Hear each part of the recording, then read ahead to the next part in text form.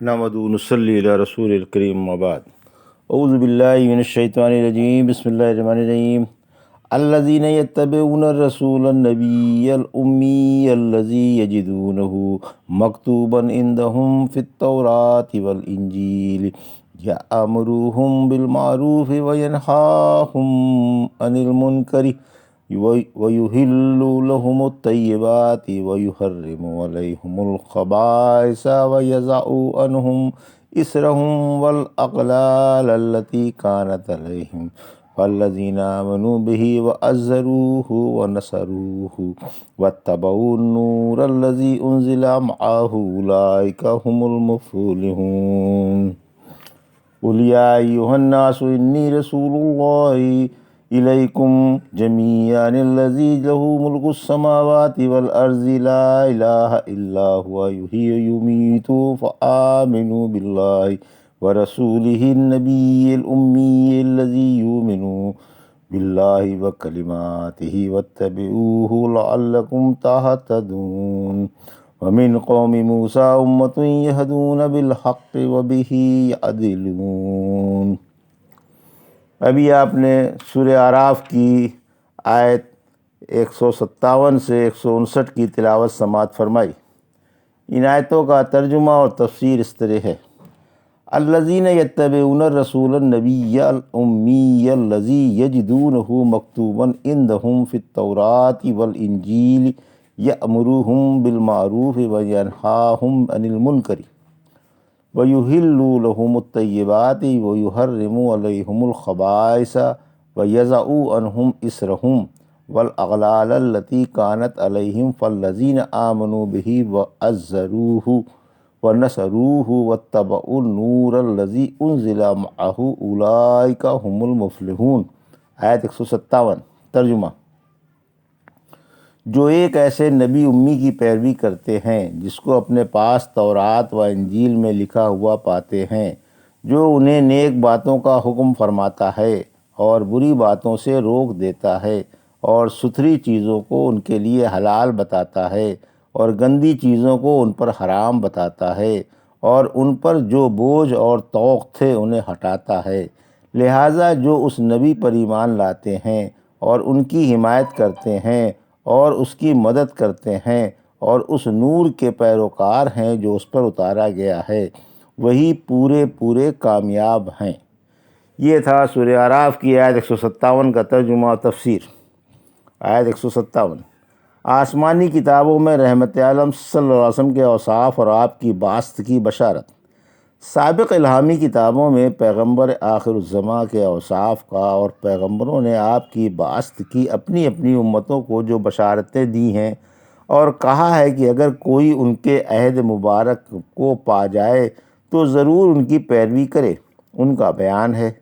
آپ کے صفات سابق الہامی کتابوں میں موجود ہیں اور ان کے علماء اور درویشوں کو معلوم ہیں۔ ایک دیہاتی کہتا ہے، میں عہد رسالت میں اپنی دودھ والی اونٹنی فروخت کرنے کے لیے مدینے آیا اور کام سے فارغ ہو کر میں نے سوچا کہ اس شخص سے بھی مل کر اس کی بھی کچھ باتیں سنتا جاؤں۔ چنانچہ میں آپ سے ملنے کے ارادے سے اٹھا۔ میں نے دیکھا کہ آپ ابوبکر و عمر رضی اللہ تعالیٰ عنہ کے ساتھ ساتھ کہیں تشریف لے جا رہے ہیں۔ میں بھی آپ کے پیچھے ہو لیا۔ آپ ایک یہودی عالم کے مکان پر پہنچے جس کا ایک نوجوان موٹا تازہ اور خوبصورت بچہ سکرات میں مبتلا تھا۔ یہ شخص تورات پڑھ کر اسے سنا رہا تھا کہ جان کندنی میں سہولت ہو جائے۔ آپ نے اس سے تورات اتارنے والے رب کی قسم دے کر فرمایا، کیا تورات میں میرے اوصاف اور میری بعثت کی بشارت نہیں ہے؟ اس نے سر ہلا کر انکار کیا، مگر فوراً ہی اس کے بستر مرگ پر پڑے بچے نے کہا، اللہ کی قسم آپ کے اوصاف اور آپ کی بعثت کی تمام خبریں تورات میں موجود ہیں۔ اشہد ان لا الہ الا اللہ و اشہد ان محمد رسول اللہ۔ اس بیمار نوجوان نے کلمہ بھی پڑھ لیا۔ آپ نے حکم دیا کہ اس یہودی کو اپنے بھائی کے پاس سے علیحدہ کر دو۔ پھر آپ نے اس کی تجزیز و تکفین کی اور اس پر نماز بھی پڑھائی۔ عبداللہ بن عمر رضی اللہ عنہ فرماتے ہیں، اللہ کی قسم تورات میں آپ کی وہی صفت ہے جو قرآن میں ہے۔ سورہ احزاب کی آیت 45 میں فرمایا، اے نبی صلی اللہ علیہ وسلم، ہم نے آپ کو گواہ بنا کر اور بشیر و نذیر بنا کر بھیجا ہے۔ ان صفات کے علاوہ تورات میں یہ بھی ہے کہ آپ کو ان پڑھوں کی پناہ گاہ بنا کر بھیجا ہے۔ آپ میرے بندے اور میرے رسول ہیں۔ آپ کا نام متوکل، اللہ پر بھروسہ رکھنے والا ہے۔ آپ نہ فحش گو ہیں اور نہ سنگ دل۔ اللہ آپ کو فوت نہیں فرمائے گا جب تک کہ آپ کے ذریعے ٹیڑھا دین سیدھا نہ فرما دے گا اور لوگ توحید کے قائل نہ ہو جائیں گے، اور جب تک اللہ آپ کے ذریعے پردوں والے دل، بہرے کان اور اندھی آنکھیں کھول نہ دے گا۔ کعب رضی اللہ عنہ نے بھی یہی صفات بیان فرمائے ہیں۔ گو الفاظ میں قدر فرق ہے۔ بخاری کی روایت میں یہ زیادہ ہے، نہ وہ بازاروں میں شورغل مچاتے ہیں اور نہ برائی کا بدلہ برائی سے دیتے ہیں، البتہ معاف کر دیتے ہیں۔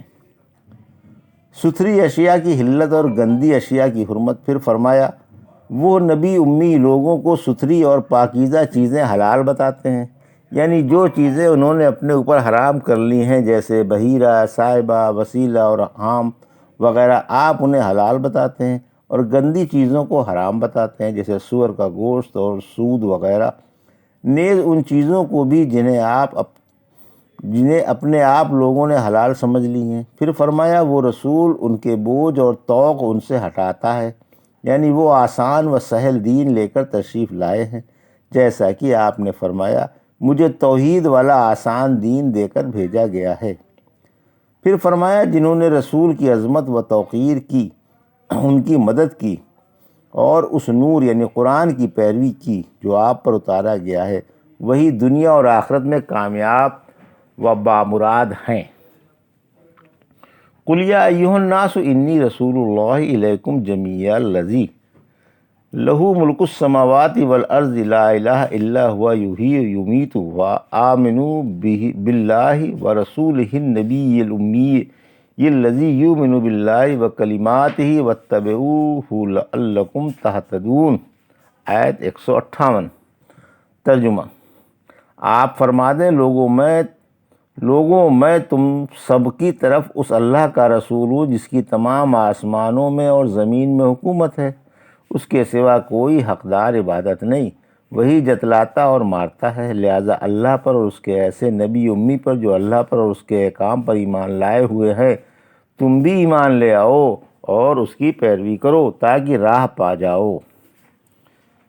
یہ ترجمہ تھا آیت 158 کا۔ تفسیر آیت 158۔ رحمت عالم صلی اللہ علیہ وسلم قیامت تک آنے والے تمام جنوں اور انسانوں کے نبی ہیں۔ اللہ رحمت عالم صلی اللہ علیہ وسلم سے فرما رہا ہے کہ آپ تمام دنیا کے لوگوں سے فرما دیں کہ اے مشرق و مغرب اور جنوب و شمال کے رہنے والوں، اے عربوں اور عجمیوں، اے گوروں اور کالوں، اور اے عورتوں اور مردوں، مجھے اس شہنشاہ نے تمہارے پاس رسول بنا کر بھیجا ہے جس کے ہاتھ میں کائنات کی بادشاہت ہے۔ آپ کی عظمت و سیادت کا یہاں سے اندازہ لگاؤ کہ ایک تو آپ خاتم الانبیاء ہیں اور دوسرے آپ تمام لوگوں کے جو قیامت تک آنے والے ہیں رسول ہیں، انسانوں کے بھی اور جنوں کے بھی۔ سورہ انعام کی آیت 19 میں فرمایا، آپ فرما دیں، میرے اور تمہارے درمیان اللہ گواہ ہے، میرے پاس وحی کے ذریعے قرآن بھیجا گیا ہے تاکہ میں تمہیں اور ہر اس شخص کو جس تک یہ پہنچ جائے ہوشیار کر دوں۔ سورہ ہود کی آیت 17 میں فرمایا، اور جو جماعت آپ کا انکار کرے اس کے لیے جہنم کا وعدہ ہے۔ رحمت عالم صلی اللہ علیہ وسلم نے فرمایا، میرے عہد بست میں جو یہودی یا عیسائی میری بات کو سنے اور مجھ پر ایمان نہ لائے وہ جنت میں نہیں جا سکتا۔ پھر فرمایا، جس نے مجھے رسول بنا کر بھیجا ہے وہ کائنات کا خالق، مربی اور بادشاہ ہے، جس کے ہاتھ میں حکومت، زندگی اور موت ہے، اور جس کا حکم کائنات پر جاری ہے۔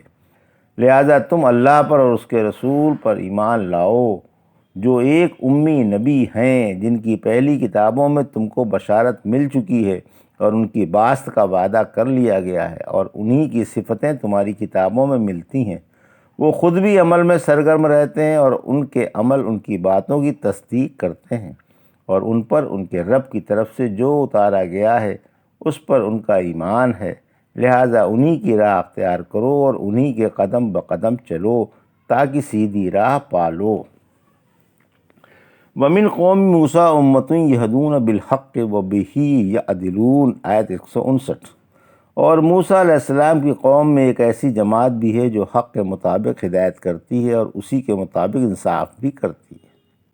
یہ ترجمہ تھا آیت 159 کا۔ تفسیر یعنی موسیٰ علیہ السلام کی قوم میں بھی حق پرستوں کی ایک جماعت موجود ہے جو حق کے موافق لوگوں کی رہنمائی فرماتے ہیں اور اسی کے مطابق انصاف بھی کرتے ہیں۔ سورہ آل عمران کی آیت 113 میں فرمایا، اہل کتاب کی ایک جماعت حق پر قائم ہے جو راتوں پر پرسکون گھڑیوں میں اللہ کی آیتیں پڑھتے ہیں اور اس کے آگے سجدے کرتے ہیں۔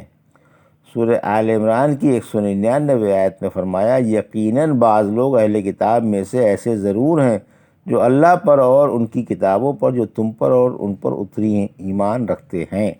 وہ اللہ کے آگے جھکے ہوئے ہیں اور اللہ کی آیتیں فروخت کر کے ایک حقیر سی قیمت نہیں لیتے۔ انہی لوگوں کا ان کے رب کے پاس ثواب ہے۔ یقین مانو اللہ جلدی ہی حساب لے لے گا۔ سورہ قصص کی آیت 52 سے 54 میں فرمایا، جن کو ہم نے آپ سے پہلے آسمانی کتابیں دی ہیں وہ اس قرآن کی تصدیق کرتے ہیں۔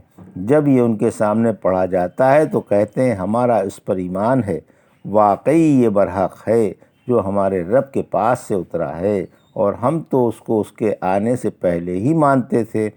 ان کو ان کے صبر کی وجہ سے دوہرا ثواب ملے گا۔ یہ تھا سورہ اعراف کی آیت 157 سے 159 کا ترجمہ اور تفسیر جو بھی آپ نے سماعت فرمائی۔ بارک اللہ لی و لکم فی القرآن ونفعنا ایاکم بآیات الذکر الحکیم۔